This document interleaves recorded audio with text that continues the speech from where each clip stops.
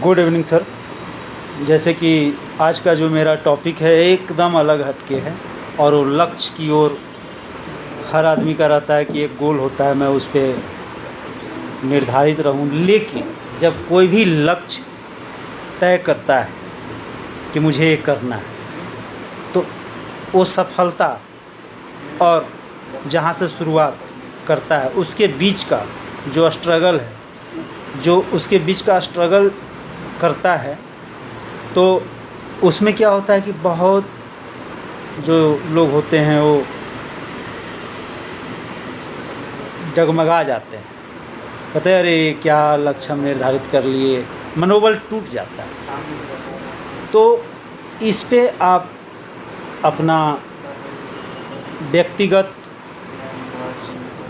बताएं कि क्या इसमें कैसे आदमी को लक्ष्य पे निर्धारित रहना चाहिए, और जिनका लक्ष्य निर्धारित करते हैं और टूट जाता है, विश्वास नहीं कर पाते हैं, उस पे आप, चूँकि आप काफ़ी एक्सपर्ट हैं हर क्षेत्र में, तो इस पे अपना राय बताएं, राय रखें और ऑडियंस को भी लगना चाहिए कि हाँ भाई लक्ष्य जो बनाएं उस पे कायम हो। धन्यवाद। पंकज जी, देखो आपने जो सवाल किया मुझसे कि हमारे जीवन में जो लक्ष्य हम तय करते हैं उसको हम पहुंच नहीं पाते, वो हमारा लक्ष्य पूरा नहीं हो पाता, हम बीच में भटक जाते हैं। ऐसा क्यों? तो मैं आज आपको एक कहानी सुनाने जा रहा हूँ। बड़ा इंटरेस्टिंग कहानी है और इस कहानी में ही ना आपकी सारी समस्याओं का समाधान मिल जाएगा, आपकी सारे प्रश्नों का उत्तर मिल जाएगा। एक महात्मा थे, बहुत पहले की बात है। महात्मा जी थे, बहुत पहुँचे हुए थे। उनकी बहुत बड़ी इच्छा थी, उनकी भी इच्छा थी कि कुछ चीज़ें ऐसी हो जो विश्व जो है वो याद करे। ठीक है, इसके लिए वो घोर तपस्या करने लगे। तपस्या पे जो बैठे तो फिर वो तपस्या से उठे नहीं। इतनी कठिन तपस्या की, इतनी कठिन तपस्या की, कालांतर में क्या है कि उनके जो पलथी मार के बैठे थे ना, उनके पैर के नीचे से, उनके हाथ के साइड से जो खाली जगह थी जहाँ बैठे थे ना, पेड़ पौधे वृक्ष जो है उगने शुरू हो गए थे। लेकिन उन्होंने अपनी तपस्या को तोड़ा नहीं, तपस्या उनका जो है वो चलता रहा। लेकिन कहते हैं ना कि जिस चीज़ को आप अपने पूरे दिल और दिमाग लगा करके, ठीक है, और यत्न के साथ करोगे वो आपको मिल जाता है। तो महात्मा जी के भी तपस्या का फल मिला। एक दिन भगवान उनको न साक्षात दर्शन दिए। तो भगवान को महात्मा जी ने हाथ जोड़ा और जैसा कि आपने पुरानी सारी कहानियों में सुनी होगी कि भगवान बोलते हैं कि वत्स, तुम्हारी कठिन तपस्या से मैं खुश हुआ, प्रसन्न, तुम वरदान मांगो, जो तुम्हारी इच्छा हो, जिस इच्छा के लिए तुमने मेरी तपस्या की है उस इच्छा की पूर्ति मैं कर दूंगा, तो वत्स जो तुम वरदान मांगो। लेकिन यहाँ महात्मा जी के दिमाग में कुछ और ही चल रहा था। उन्होंने कहा कि भगवान बस आप मेरी एक ही इच्छा है जिसको पूरा कर दीजिए। तो भगवान ने कहा कौन सी इच्छा है? तो महात्मा जी ने कहा कि भगवान मैं चाहता हूँ कि आप सर्वसाधारण को दर्शन दीजिए, जिससे लोगों के मन में आपके ऊपर विश्वास जो है बहुत ज़्यादा हो जाए। आज जो विश्वास की कमी है लोगों में, उसको जो है आपके ऊपर विश्वास हो जाए, आपकी सत्ता में उनका विश्वास जम जाए। ठीक है, तो भगवान समझाए कि देखो आपने न किया है तपस्या, तो फल तो आपको मिलेगा, आपको मैंने दर्शन दे दिया, आप कोई दूसरा वर मांग लो, आप जो मांग रहे हो ना ये संभव नहीं है।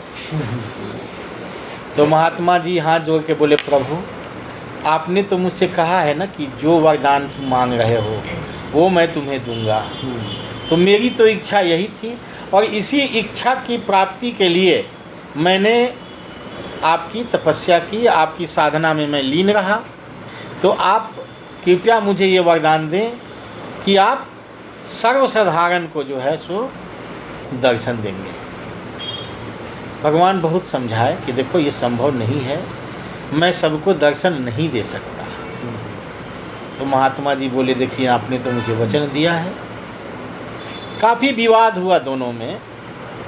लास्ट में भगवान वचनबद्ध थे, तो उन्होंने कहा कि चलो तुम कहते हो तो मैं तुम्हारी बात को मान लेता हूँ, लेकिन मेरी एक शर्त है। तो महात्मा जी ने कहा शर्त बताएं प्रभु।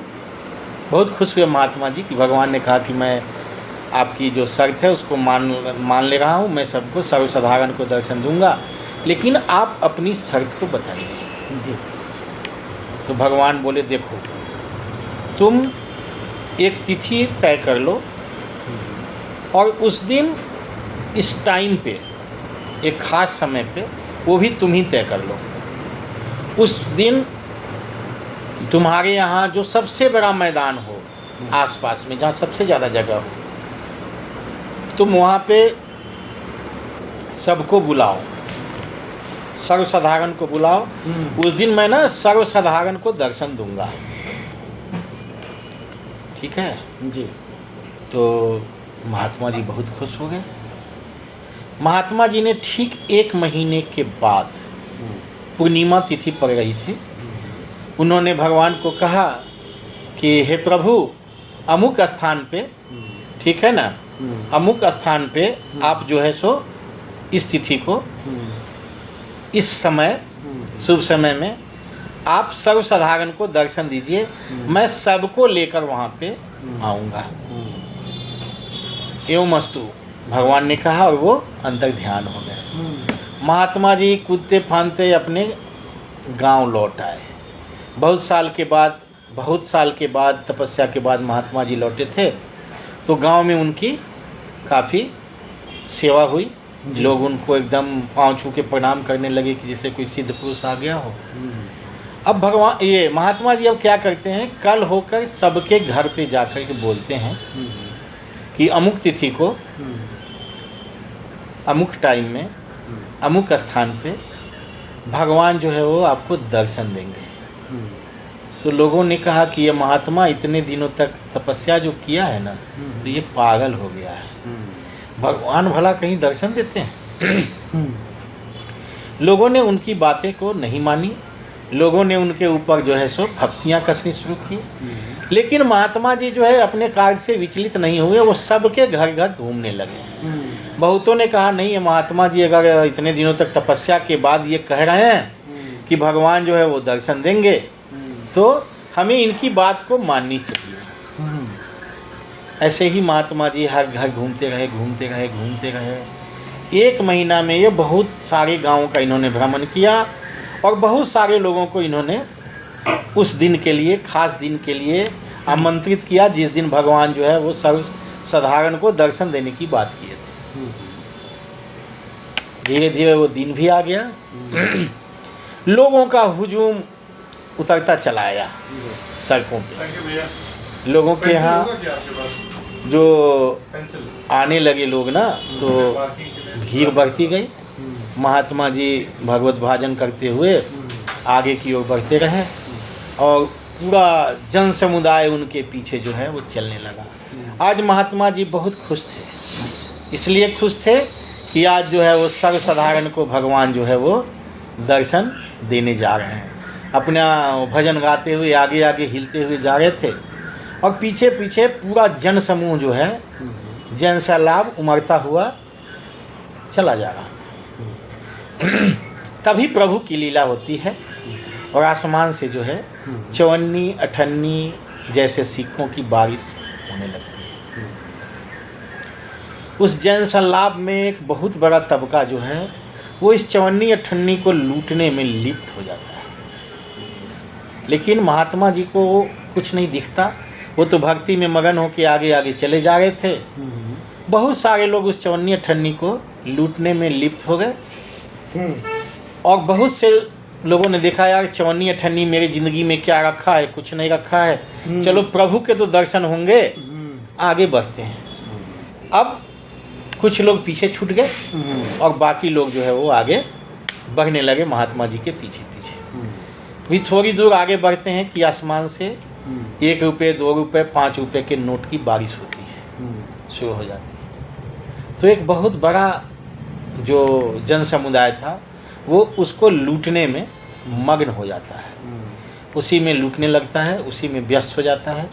और महात्मा जी आगे मगन होके जा रहे हैं कि उनको तो लग रहा है कि मेरे पीछे पूरा जन सैलाब उमड़ता हुआ आ रहा है।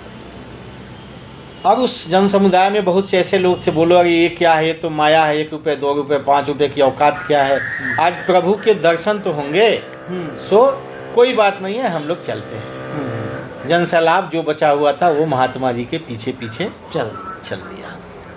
थोड़ी दूर आगे बढ़ते हैं तो 100 रुपये, 200 रुपये, 500 रुपये के नोटों की बारिश होने लगती है। तो जो जन सैलाब महात्मा जी के पीछे चल रहा था उसमें से कुछ लोग उसको लूटने में, कुछ लोग क्या अधिकांश लोग उसको लूटने में मगन हो गए।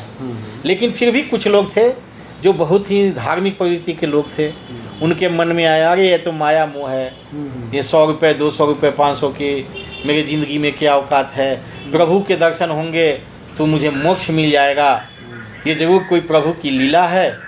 तो हम लोग को तो भाई महात्मा जी के कहे अनुसार भगवान के दर्शन कर लेने। जैन सैलाब आगे बढ़ता गया।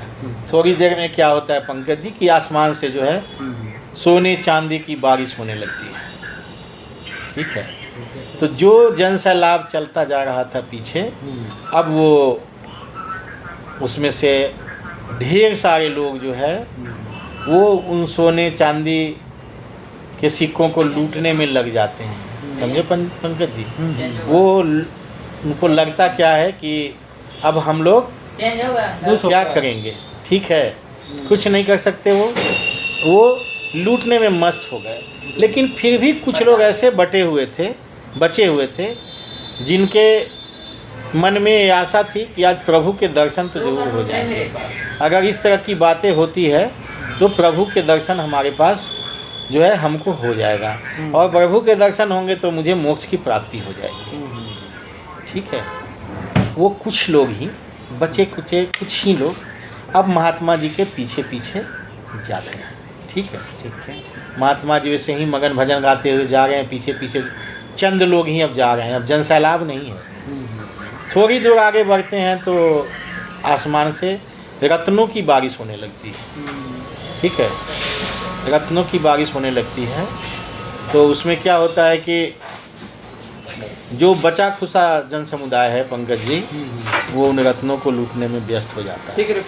ठीक है, धीरे धीरे बढ़ते हुए जब महात्मा जी भगवान के पास पहुंचते हैं, भगवान वहाँ पे विद्यमान थे और बोलते हैं देखिए प्रभु, मैं आज धन्य हो गया, मैं आज इतने सारे लोगों को आपके दर्शन के लिए लाया हूँ।